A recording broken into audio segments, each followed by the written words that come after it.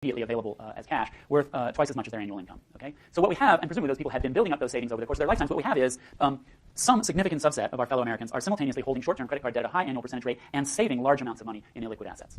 Okay, does this strike anybody as somewhat contradictory? If you've taken a basic finance class, you know what you're supposed to do. You're supposed to take your savings and pay off the debt and then move on, right? Because you're likely to be paying a higher interest rate on your debt than you're getting in your savings. So pay that off and then start, right? Because you're losing more on the debt than you're gaining on the savings. That's not what people are doing. I'm not actually sure if this number includes houses. I want to say it doesn't, because housing does kind of create a whole different situation. If it's not liquid, it's hard for you to use it to pay for things. Of course, in 1998, people were beginning to discover that you could just take out a HELOC and max out your, right? You could just spend your house. Yeah, but that's just what I was thinking. That maybe it wasn't professional. Maybe it's just that it's hard to convert the money into money you can use. But then, other than the house, which you needed to live in, why did you put it in there? Why didn't you just put it in some other kind of savings account? Good point. So people are choosing illiquid assets as a way, potentially, which makes it harder to spend the money at the same time that they're running high balances on their credit cards at considerable cost to them. And clearly, it would be better if you were rational and time consistent. It would be better to just take the money out of your savings, pay off the credit card debt, and then go back to building your savings. The first fact is consistent with short-run impatience, right? I spend money on my credit card because I am tempted, and I do so at high future cost. The second one is consistent with long-run patience, exactly as in a hyperbolic discounting model with sophistication. We can, if we want, think of illiquid assets as a commitment device. This is David Leibson. 2007. I thought this was much earlier. I guess this is delayed. And a bunch of co-authors. They went out and they used these numbers from the US. They had a bunch of other numbers, and they used them to estimate the parameters of a beta-delta model, right? So they wrote down a model of lifetime utility, and when people make, every period people get to save, they get to borrow, they get to choose what kind of asset to use, and they built that model using a beta-delta, and they used the data to say what values of beta and delta fit this data best. Hang on a second, Alex.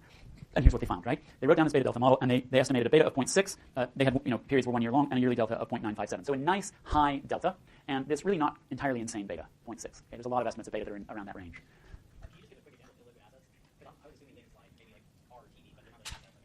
So things that are hard to sell. So the best example would be like one of these tax-deferred retirement accounts that you can't get the money out without paying a penalty. Yeah. Yeah. So illiquid is.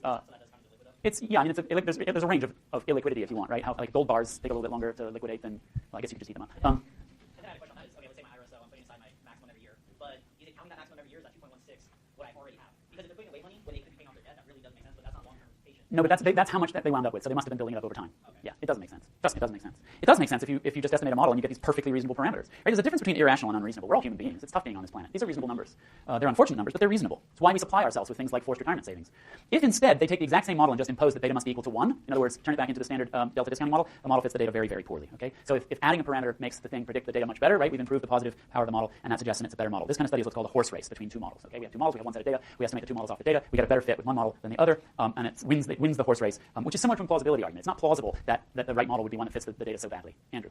Okay, I think the deal is like, okay. You need the money to take the model out on a date. No. The number first. If you're sophisticated, you're like, I'm not going to pay off my debt with my saved up money, or else I'm going to accrue that debt again. Bingo. And the naive is like, I'll just use my savings to pay it off, and then they'll end up going to the That's right. So what we think we're looking at here, which I think most sociologists would probably say, yeah, duh, that's what's going on, is that by the time people get to the age where they start thinking about retirement savings, they become pretty sophisticated, and they see these illiquid savings opportunities as a good thing.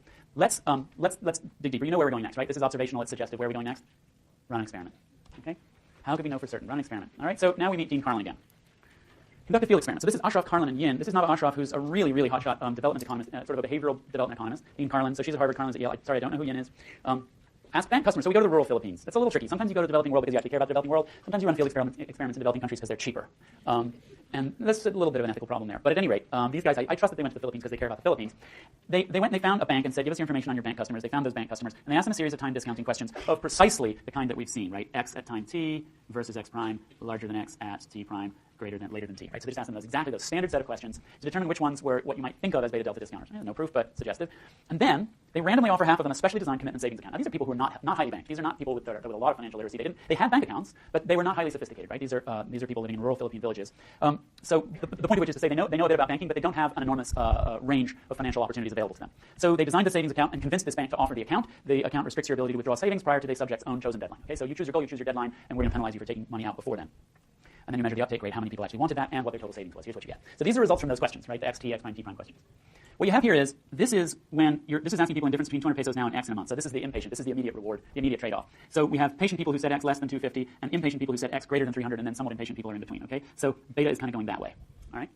And then we have the deal where the 200 pesos is pushed out 6 months. So this is sort of delta. And we have people who are patient, somewhat impatient, and most impatient. So this is delta going this way, yeah?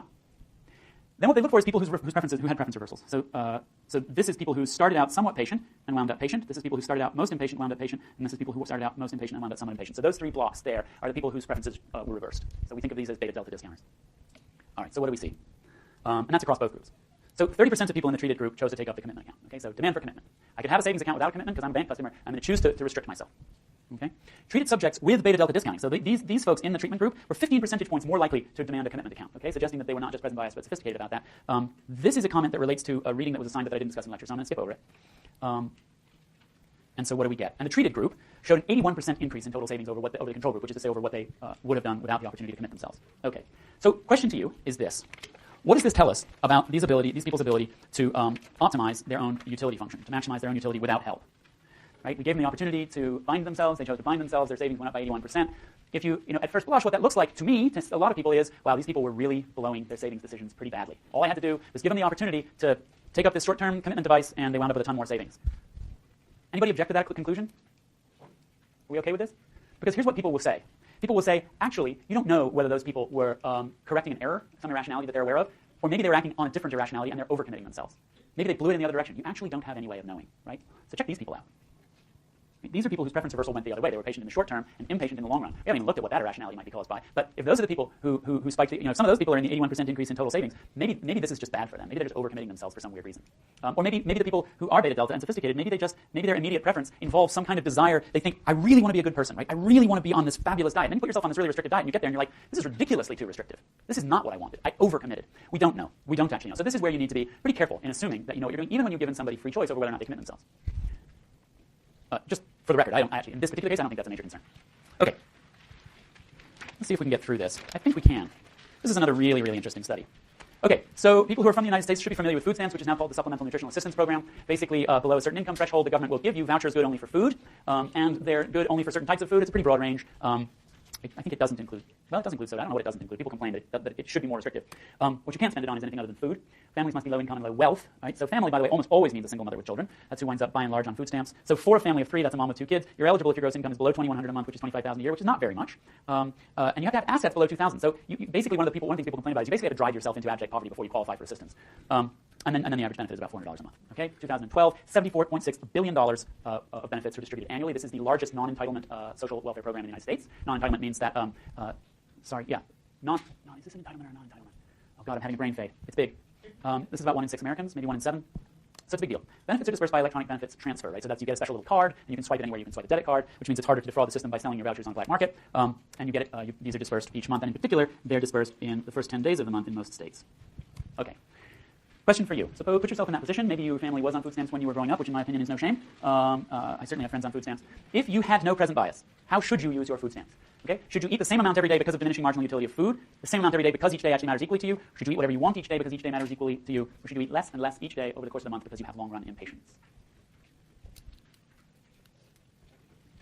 We've talked about diminishing marginal utility, I think, in the context of taxi drivers' income choices. We also talked about it in the context of insurance decisions. And it comes up again here. So 5, 4, 3, 2, 1, and let's see what folks have to say. All right, so you should eat the same amount every day because each day matters equally to you. So just in the interest of time, I'm not going to open up the discussion. I'm just going to keep rolling. That certainly matters, right? If different days matter different amounts to you, if you discount certain days more than others, then obviously you would eat more on the days you discount less. But there's something else that you need in addition to each day mattering equally to you in terms of discounting, which is that you actually also need this diminishing marginal utility of food, which is what drives a thing called consumption smoothing. Okay? So here's your utility function with respect to caloric intake, just as a way to make food into a one-dimensional thing. We suppose that you have diminishing marginal utility of food, right? If I give you 1 cup of rice for the day, you're going to really value that cup of rice. If I give you 100 cups of rice, if you've got 100 cups of rice and I give you one more, the 101st cup of rice, unless you're going to a wedding, this cup of rice is not going to be worth very much to you. So that's what we mean by diminishing marginal utility of caloric intake. On high consumption days, here you are. This should all be very intuitive to you, right? You're up here, you have a lot of utility, but your marginal utility is low, okay? Marginal utility of consumption, low. Meanwhile, on a low-calorie day, you're not getting as much utility, but your utility is going up pretty fast at this point. Okay, so your marginal utility, marginal utility, MU, not MC.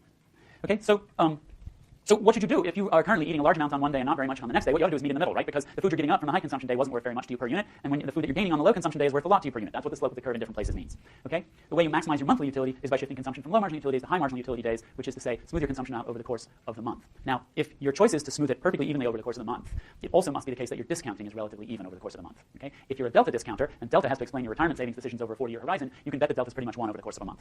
Okay, so if you have diminishing marginal utility of food that makes you want to smooth your consumption over period days, and if in addition you had a one-day delta that is 1 or very close to 1, you should eat the same amount of food every day of the month. You know that's not what happens because I wouldn't be showing you these slides if it was. Question, do SNAP recipients spend their food stamps rationally? Do they smooth their consumption, or do they consume more at the beginning and less at the end of each month? Can beta delta explain the irrational behavior? You know the answer to these questions. 1, no. 2, yes. Okay? So this is Jesse Shapiro, who I think is now at the University of Chicago, USDA data, representative sample of the U.S. population. And this is a survey the USDA does specifically on nutrition. And since the USDA is the department that administers the food stamp program, they have all this data. Okay? So people in this data, we know whether or not people receive food stamps. We know when the last time they received payment was, and we have their self-reported daily caloric intake, and we regress daily caloric intake, or the log thereof, on days since last payment T. So we want to know how long it's been since you picked up your benefits affect your caloric intake. And here are the results. Okay? So we can talk about the log terms, which put things in percentage terms, but the thing to focus on, because it's more intuitive, is just regressing your absolute caloric intake on days since receiving your benefits. You're going down by 10 calories a day. Okay? We have plenty of time for this, so we don't need to rush. Just make sure you understand these results. If your daily caloric intake is 2,500 calories at the beginning of the month, when you're flush with food stamps, what will it be by the end of the month on average, assuming a month is 30 days long, based on these results? Just so I can confirm that you understand the setup. There's what? There's no options? What? How did I get there? I had the same problem last year. Be like, what? Is that a clicker question? That's just a moron question. We'll just click a button and answer the question. Sorry about that. That was silly. I'm no smarter than I was a year ago. I'm just making a note to myself about that. Okay, who's got an answer they like? Yeah. You're going to pay for that, Nick. Does anybody have a numerical answer? I think it was 8 calories reduced per day. So Yeah. 30 days, like 240 going down. Okay, so you said, okay, 2260. So you've lost about 250 calories. Okay, so that's what I would take out of this for sure. Turns out it's not a straight line, but this is about the magnitude that we're talking about. Okay, so you say to yourself, yeah, so what? His answer was 2260 roughly, which is about what I got, 2262, because I didn't round up as much. Okay, I'm going to skip over. So shoot, you know what? I don't want to push things at the end. We've only got about 30 seconds. You know that the discounted utility model can't explain these results. You know that beta delta can, because that's why we're here. And then what we'll talk about next time is what this means for welfare, for the actual health and well-being of people on food stamps. Do you want to